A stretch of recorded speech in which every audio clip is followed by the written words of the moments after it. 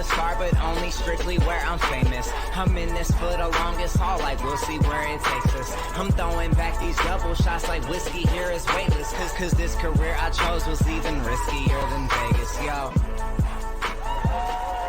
Hello, everybody, and welcome back to another episode of the Colby Rebel Show. I am your host, Colby Rebel. Super excited to have you here today and really excited to have our very, very special guest on hand for us.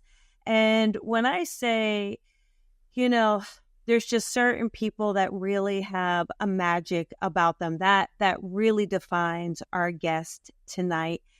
He is just not just so incredibly versed in mediumship and psychic abilities and helping people around the world. It really is a lot about his approach, his persona, his perspective. It is very loving, it's giving, very embracing, and also very open. I mean, I think in mediumship and what we do, it can become kind of confined as to what's right, what's wrong. And I love his approach of saying, well, wait a second, let's kind of think outside the box. And so, and that he does, from channeling to pet psychic, again, to detection work, working all around the world, online, in person, and really just touching the lives of thousands and thousands. That is our guest. And I'm so excited to have him on with us to talk about mediumship, to talk about what's going on. So please put your hands together for Tony Stockwell. Hey, hello. Hi there, Tony. How are you? It's not too bad. Thanks for having me on your show. Lovely to see you again. Yes. I'm so excited to have you here with us. It's been a hot minute, hasn't it? It's been a pandemic.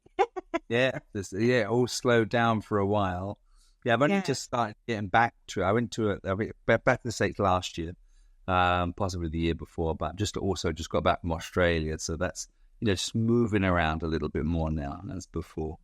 That's great. And I know, what's interesting, I feel like you have been expanding in maybe new areas or expanding more in the areas that you have worked in. And I'd love to kind of see that, but share with us a little bit about where do you think that, I just kind of want to talk about the expansion of mediumship and how that's been for you.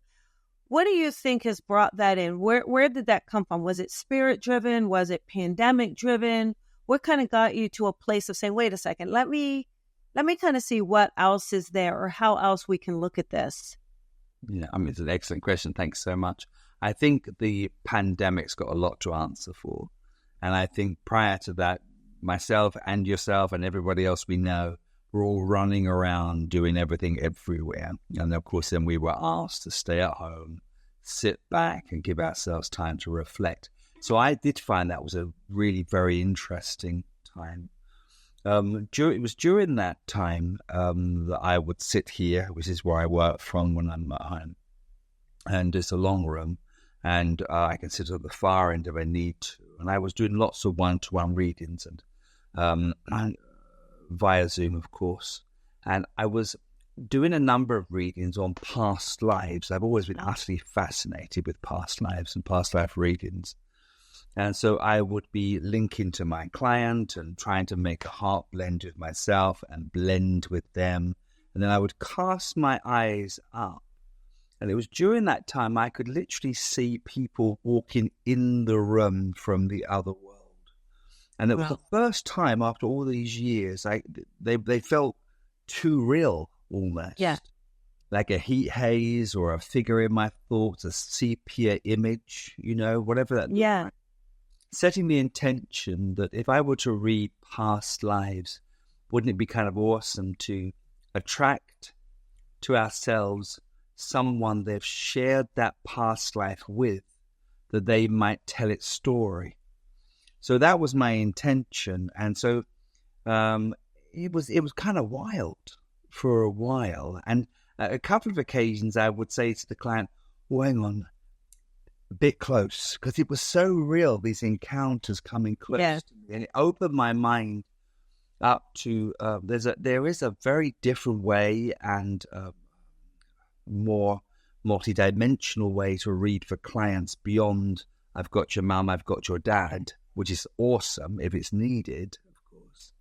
But so many of our clients have had that evidence, so they're beyond that. They're looking for something else. So I started looking at past lives a lot. That led me to all sorts of other areas, such as soul's potential. Why is my client alive? Why are they here? What is the purpose of this lifetime? And then it took me into therapeutic mediumship to look at that. Then latterly into shamanic mediumship. And then I started to look at other types of information, such as connecting to other star beings. Yeah.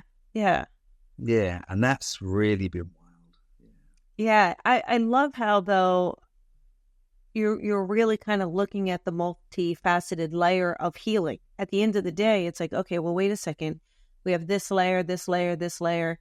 And I think you're right. If someone has connected to a past loved one and they're feeling good, how can it become deeper? How can the experience for them in the physical become deeper? And I think having an understanding of multi-lives or multi-dimensions could certainly help them. Do you find that in your experience, do people repeat life lessons, multi-lives across till they learn it? Or what's your perspective on that?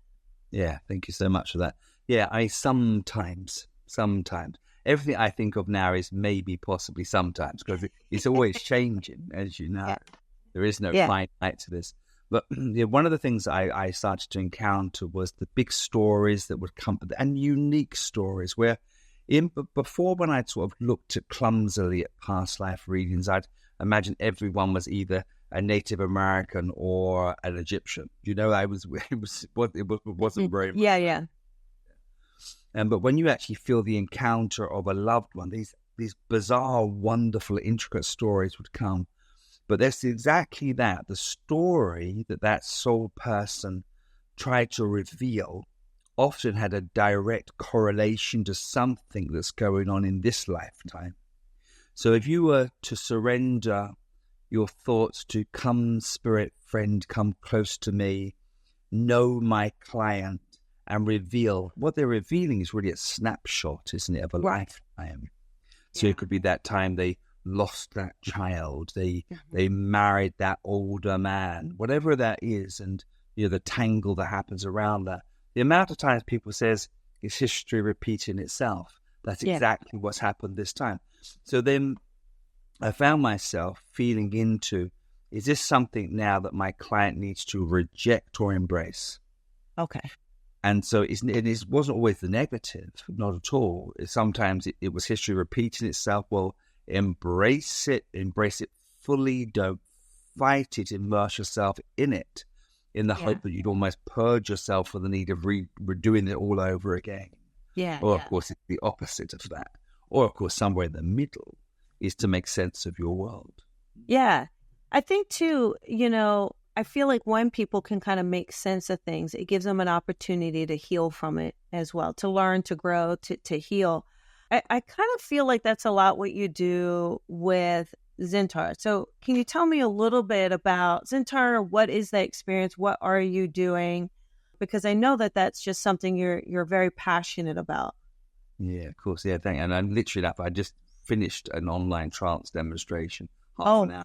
Oh, wow. well timed, you asked. Okay, good. He may want to pop in then. He may want to pop in. It's just been there speaking. But the whole concept of trance mediumship or channeling, depending on how you sort of view it, it's, for people think it's wackadoodle or they're really into it. And I've seen both, without judgment of other people's mediumship, of course, but I've seen, over many years, some trance mediums work, and I'm not sure. And then I've seen other trance mediums work, and I've literally been crying because it's so incredible. This is just as a spectator, as an audience member. But it was, and it goes back sometime now, so I have to calculate, it was 36 years ago. I was in development group with the late Joan Barham, who was well known here, but not internationally. But she was a stoic and a fabulous medium. And it was within her group that we were in meditation, and then I could feel my breathing change, my heart rate accelerate. I felt clammy to the touch. I felt so expanded that I would break the walls. Then in moments later, so tiny that I could dance on the head of a pin. I always remember that because it's exactly as it was. And then with my eyes closed, then I heard him speak. And that's the thing that for me was so important, because at that time I was literally 19 years of age. This man's voice boomed out of me and took me by utter surprise. Wow. And I don't think I've really got over that first encounter. But he came through, and the voice said his name was Zentura Lunga, very precise, and presented in this way of being a spirit person coming through, and had been tied to me from lives after lives rather. And so that's been such a long journey. So he's been coming through in small groups and then bigger. I mean, I demmed on Wednesday last week. I think over 100 people came to see this trance demonstration in Melbourne, and it was a wonderful evening. But I literally now close my eyes, breathe. I can feel him moving into my space. So it feels like a shared space. I can feel him breathe. Well, that's me breathing, of course. And then I can feel words utter. And at that point, I'm able now to become quite diminished in my awareness. And although I'm still aware of something going on or words being spoken, it's only in the last maybe 5 years that group members might say, "Oh, do you know when he said?" And I can honestly say, hand on heart, I do not know that at all. Yeah.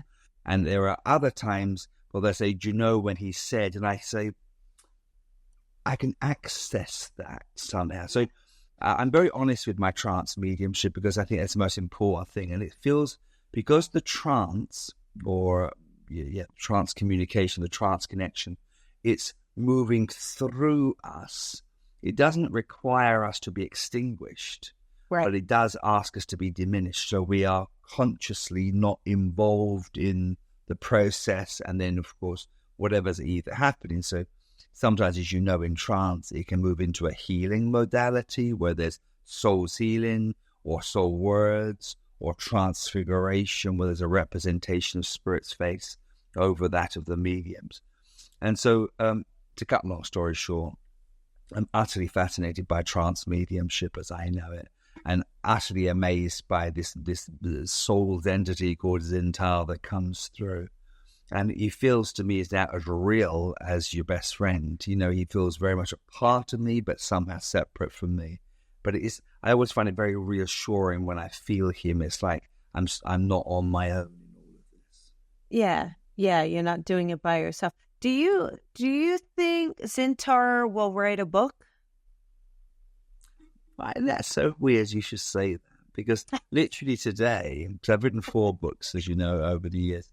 And this morning, a lady that helps me and my mother yesterday both said, it's time to write a new book.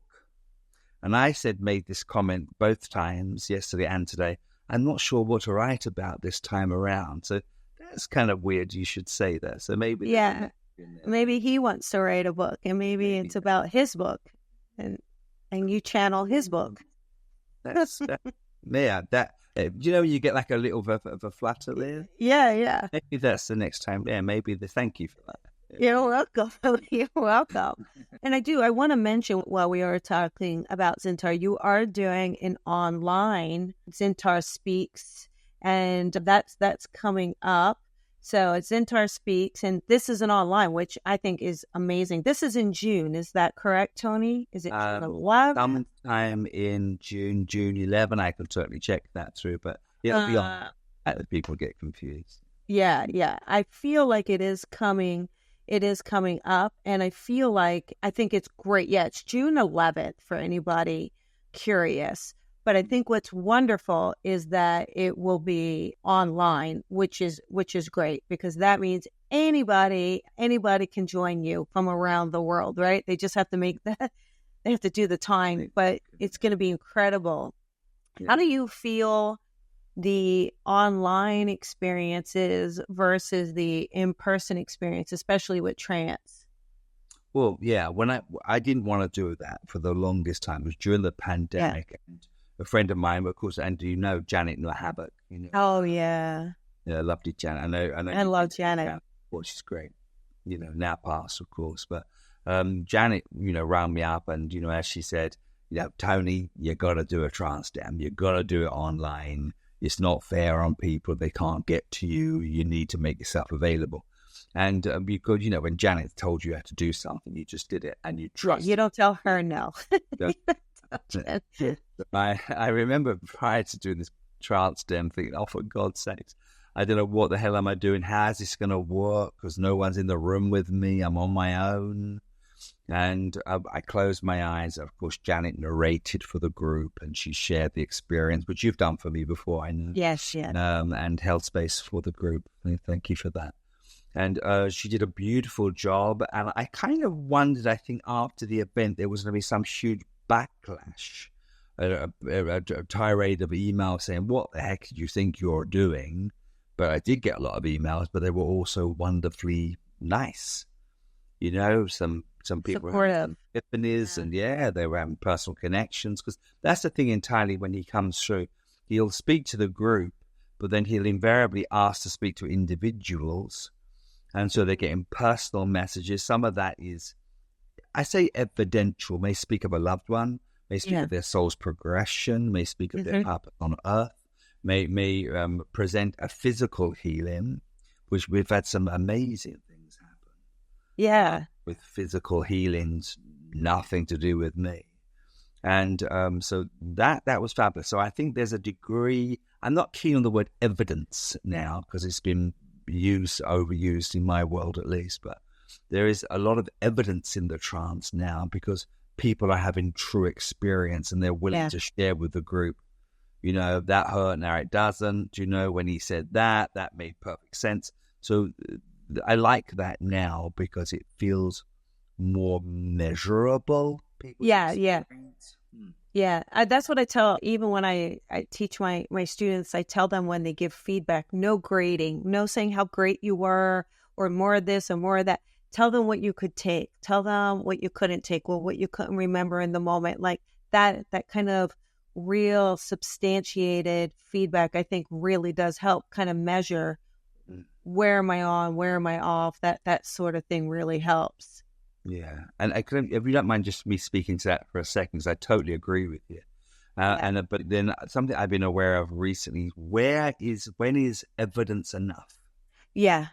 So when you've said Daniel 27, son passes and loves his mother, he's sort of in, and then you can build that with his love of, I don't know, playing cards or playing poker or, you know, loving to eat hot dog. And then at some point, it's enough, you know? Yeah. It's enough already, it's enough. And then we can move into, and I always encourage mine to put their hands to their heart center. Don't need to, but it reminds them of what's happening next. Yeah. And that is then trying to move into him and allow him to blend with us. Yes. Access, where is he now? Why has he come? Who is he with? What does he do? What does he see of our world? So it moves from evidence into communication. Yeah. And that can just be heartfelt, like it's channeled or inspired to say. And that brings a totally different vibe into the content.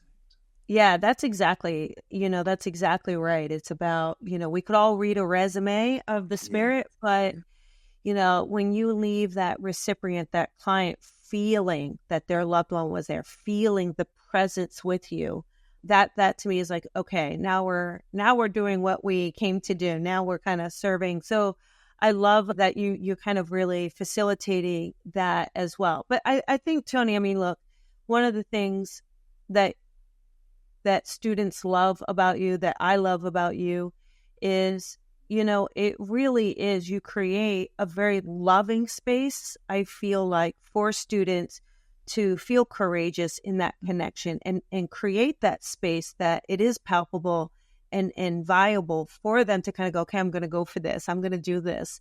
Sometimes things have gotten so regimented of like, oh, it needs to be this, this, this, and this. And I think we're losing, that hand to heart, that heart to heart connection. And so I love that you are facilitating that and working on that. Yeah, no, absolutely. And I think, then when I share this, is again without criticism of others. It's the last thing I want to do. But, I was part of a service, and I wasn't the medium. I think I'd given the address, the talk or something. And there was 2 mediums working after me, and there was one who was technically quite brilliant. I couldn't believe the brilliance of the information. And then the second medium was less brilliant, was certainly good evidence, but there was far more, where are they, what do they want to say? Yeah. And I thought that was 2 very different styles. But what I thought was interesting is the amount of people there or then or the next day that came up and said, the second medium was amazing. She was amazing. Oh my God, I've never seen. But they didn't mention the excellence of the first. Yeah. It was brilliant. Yeah. But I think you're exactly as you've already said, when it's complemented with a heart feeling. And so we're no longer just talking about the spirit. Yeah. We're talking for the spirit. That's right. Mm-hmm. Then it changes everything, and it feels like you've been in the company of those you've loved. That's right. That's right. Someone talking about them over there. We bring them in. Yes. You move into the heart with them. Yes. And I also love that you've been expanding more with other worlds, soul seeds, things like this. That feels maybe a little newer. I don't know. You could have been doing it forever, and I'm just becoming more aware of it, or you're becoming more vocal. But what's kind of making you go, wait a second, there's other things out there. There's other people out there. There's other, galaxies. I kind of want to hear your take on it. Yeah, thank you very much indeed. Well, yes, there's a couple of things there. So it was in a trance demonstration. I was working in a trance dem, and Zentura will always come through, and on occasion others come through. So on this occasion, a being always just rather than what says his name is Star, always has done for 30 years. He's come through called Star. When he comes through, I feel incredibly long when he comes in, and he starts to speak. It's always light, it's always gentle, it's always soft. There's a philosophy in that feeling too. But on this occasion, because it was recorded, so then I could listen back, he'd told the group that he was indeed a soul person, but he was not dead. He was alive.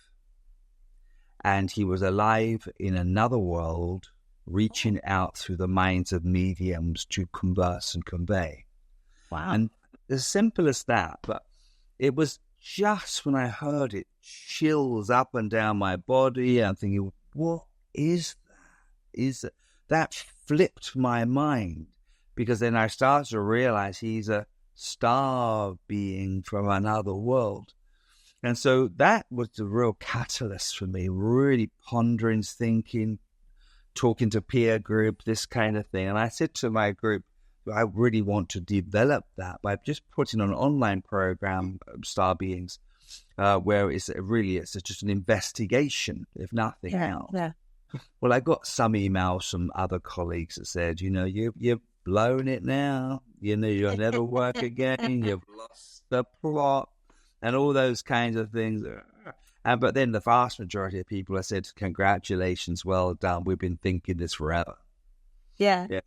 But since then, I've been looking at different things and some really interesting things just with science, where, I read the other day, there's some kind of camera now so utterly advanced that it looks beyond and out into the universe, looking for light, blue and green, light reflecting worlds. Wow. So then you hear science has taken us over. We used to be, years ago, we were ahead of the game, and science was pulling us back. Science is moving very fast, looking for other worlds. And then just the last thing, I was scrolling through the internet and on this subject, and there was an account, and I can't remember the author, so forgive me, but along the lines of if we look at how many galaxies in the universe, and there could be upwards of 1 billion galaxies, and there's this world in our galaxy. So when the question's asked, is there life out there?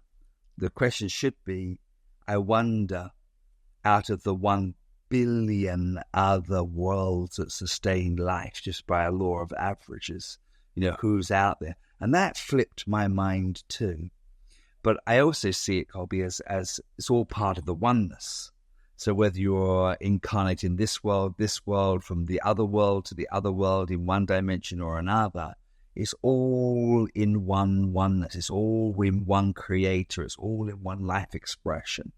Yeah. And I should only hope that we shall all have an opportunity through the evolving nature of our soul's being to have a multifaceted array of all experience. So beam me up, Scotty. I don't, let's just expand. Interesting. I wonder if, you have 2 younger kids, right? Most people know.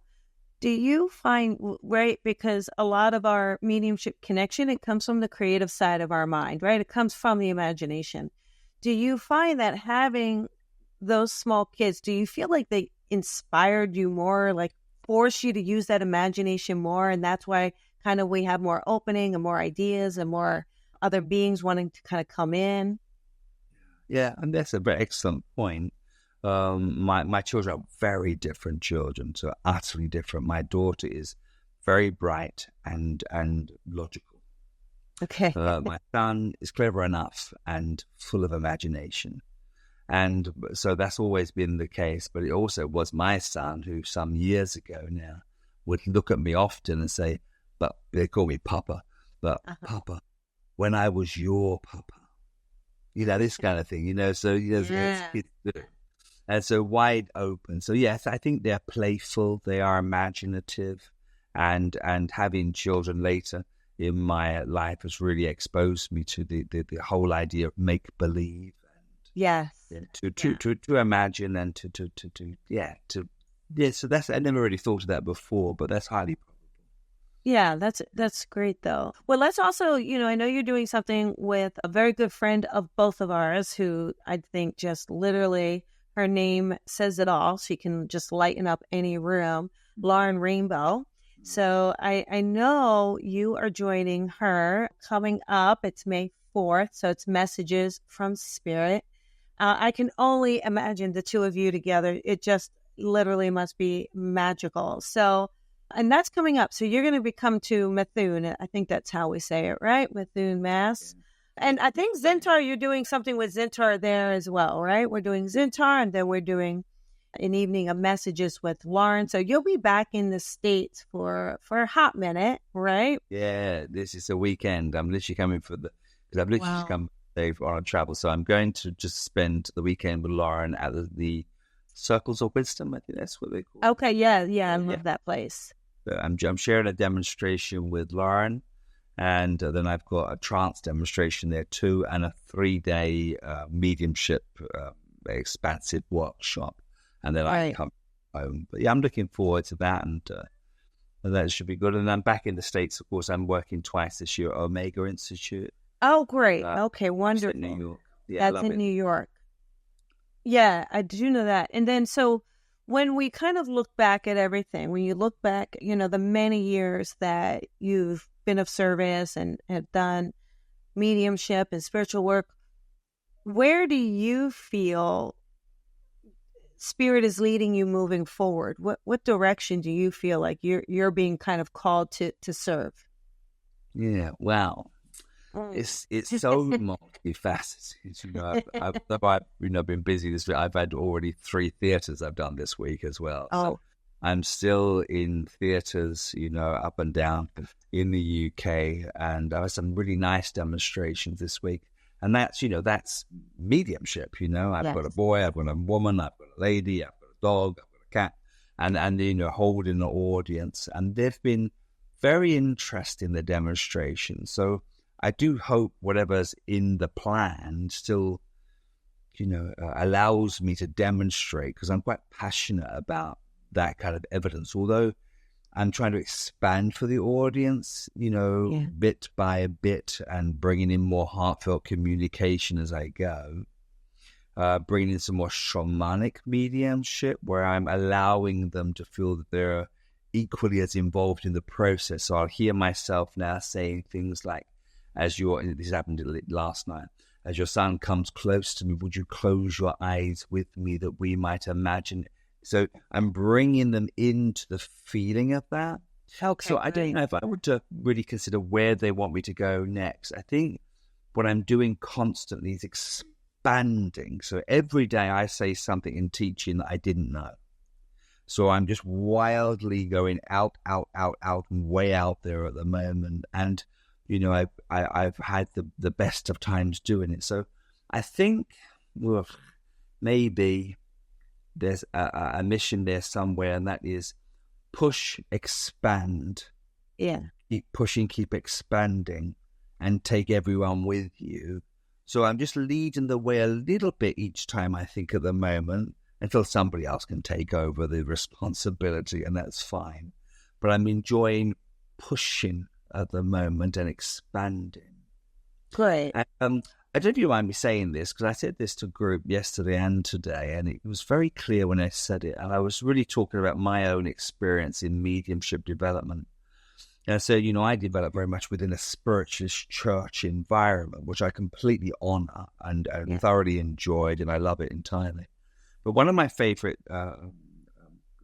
things to say, I read it somewhere, and I can't honor the person who said it best, but and that is, let go of religion and embrace God. Yeah. And I thought that plays in my mind all the time at the moment. And I just think we really would want to, I think, or are led to, or maybe I can play a very small part in that. And that is making our soul's gifts far less rigid. Yeah. And far more celebratory, so far more expansively. So we're paying less homage to like a structure or formality, and our meetings might be sat in the round. We may be asked to sing or beat drum. We might be asked to sing mantra and to imagine and to meditate. So we really are having the traditional sense of a gathering. Yeah. Yeah. Yeah. So I'd like to be a part of whatever that looks like. Yeah, that's in our, like, to fully surrender and then to be of service in that kind of environment. Yeah, that sounds beautiful. Now, I know you're going back to Australia next year, right? So I think you just got back, but it's not too early to kind of chit-chat about Melbourne next year, which is amazing. So March 31st. Look at all those happy faces. I love Australia. I'm sure you do too. Look at all them. Everyone's so happy. Yeah. And the guy nearest to us here, the black shirt, the young guy, is a guy called Sean Collins, who's he's 26. Wow. Just brilliant teacher and medium. And the lady between us is Diane Thomas, who's coming with. Oh, yes. And she's wonderful. Again, these are Australian mediums. And there was 4 of us entirely. I was working with Lynn Probert, who's a very good Yes, I know Lynn. So yes. 4 of us were working together. But it's a good vibe. I always imagine Australian people, if a British person and an American person had a beloved child, we'd create middle ground between our stuffy, sometimes a little bit rigidity, and the playfulness of the States. But they're wonderfully open and looking for inspirers and teachers. Oh, yes. Good opportunity for, people, whichever side of the world we're on, to really sort of just help the artists to progress. But they're creating some wonderful mediums of their own at the moment. I love it. I just love to, again, how you are, not just an ambassador of spirit, you're really an advocate of spirit. And I think that's just really incredible because it's, it is, I think you're stretching the boundaries of how many faceted ways can we honor how spirit speaks to us. And I think that, and through many languages, right? Through music, through mantra, through shamanism, through channeling through, through all the various modalities. And I also love how, you're not saying, oh, this modality is more important than this modality. And I think that creates an openness and a playground for people to go, okay, well, wait a second, like, how can I do this? How can I be of service? So thank you so much for doing that and sharing all of that wisdom with everyone. But then again, it was easy, and so thank you for that too. But a colleague and a friend of mine called Jill Harland, long past, wonderful medium from the UK, was wonderfully exact. But she was also in her youth a cabaret singer. So as she got older, she would be a colleague of mine on different seminars, and her mediumship was very much a singing mediumship at some point. Oh. I mean, she certainly could do mediumship as it was. But so the idea is that she would hold an audience, very funny lady, and she'd ask to take a raffle ticket from a hat or a bowl, and it corresponded to a list of songs that she knew and knew how to sing. And then she would close her eyes from time to time and sing the song that was indicated. But she had a beautiful voice. And all the time she's singing the song, sometimes she sang the entire song, sometimes only half the song, sometimes only part of the song. And she'll be tuning into the meaning of the music, who remembers this music or a situation. And it was so entertaining. Oh. And usually very emotional, because you know how music is so emotive. Yeah. And but I've seen her work so exquisitely well with music and song and that kind of thing. And we do lack, this is something entirely real, that spontaneity or that creativity or that individuality. And that I fear for, and I think, as tutors, we all have to suck this up. We don't want to create clones, and we don't want to standardize people's mediumship, which happens a lot.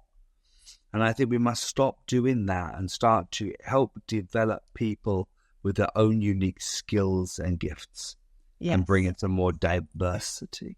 Yeah, absolutely. Absolutely. I love that.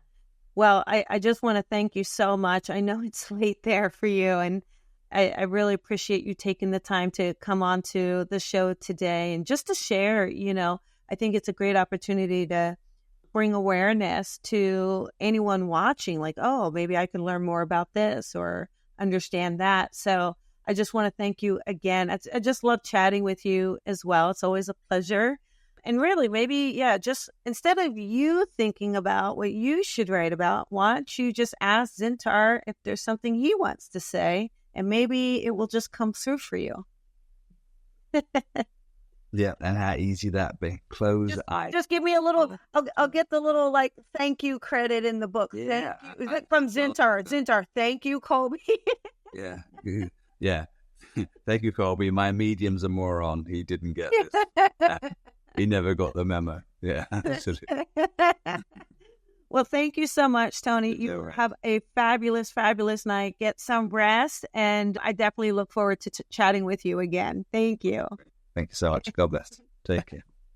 Thank you for listening to the Colby Rebel Show. Be sure to follow Colby on social media at Psychic Rebel. And if you've enjoyed this podcast, please head on over to iTunes to leave a review to help Colby grow the tribe. Colby is an international psychic medium, teacher, best-selling author, and speaker. She is a master teacher of the Lisa Williams International School of Spiritual Development and is the owner of the Colby Rebel Spirit Center in Los Angeles. Visit colbyrebel.com.